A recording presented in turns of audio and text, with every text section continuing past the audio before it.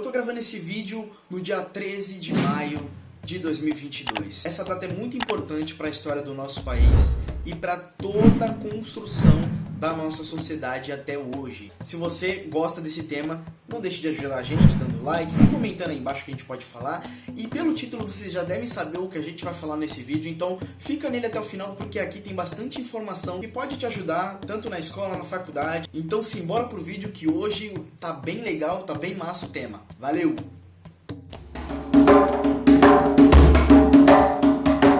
A gente tem que entender, para começar esse vídeo, o que foi a abolição da escravatura. A abolição da escravatura surgiu com a Lei Áurea, que foi basicamente libertar todos os escravizados da época ao trabalho forçado, ou melhor, o trabalho escravo. O que a gente sabe do trabalho escravo é que são pessoas que são forçadas a trabalhar por diversas horas, sem descanso e sem uma alimentação adequada.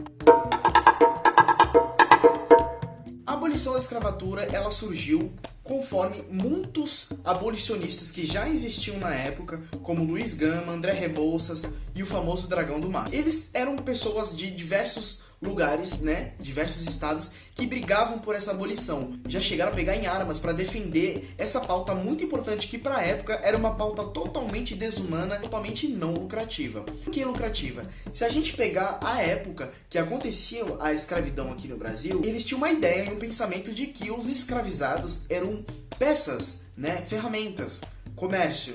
Então, eles não tinham esse pensamento ainda na questão humanitária da coisa. Foi quando esses abolicionistas, que eu já citei aqui, eles começaram a ter essa ideia de que não fazia sentido mais existir trabalho escravo, visto que outros países, como os Estados Unidos, o México, alguns países aqui na América do Sul, já haviam abolido a escravidão, no país, e viu que, mesmo assim, mesmo eles abolindo a escravidão, a economia começava a girar normalmente, visto que eles tinham um outro modo de pensar na questão econômica do país, que a gente também vai entrar nesse tema. Basicamente, esses caras brigaram por anos e anos e anos, chegando aí para guerras, chegando em pré-conflitos, para bater de frente com a coroa portuguesa.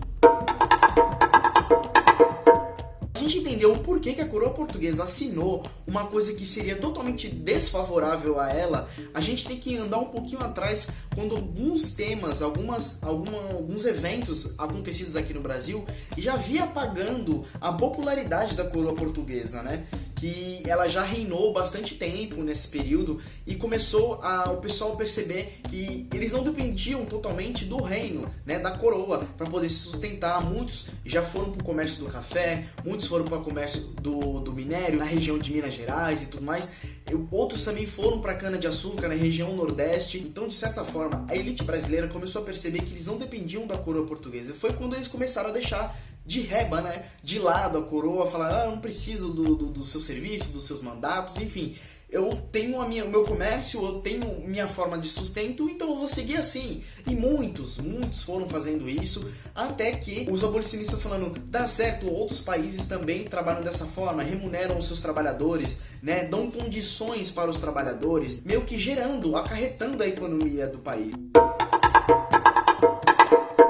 13 de maio de 1888, por muita pressão tanto dos abolicionistas, quanto também da elite, a princesa Isabel, que na época representava a coroa portuguesa, assinou a Lei Áurea. E aí foi aquela festa, foi uma alegria, foi uma libertação para todo o povo preto da época, que passavam por diversos perrengues, como abusos, castigos, pouca alimentação, muito sofrimento, bastante escravizados, doentes, morriam devido às condições precárias que eles passavam, Houve essa comemoração, essa libertação do povo preto, que a gente conhece até hoje.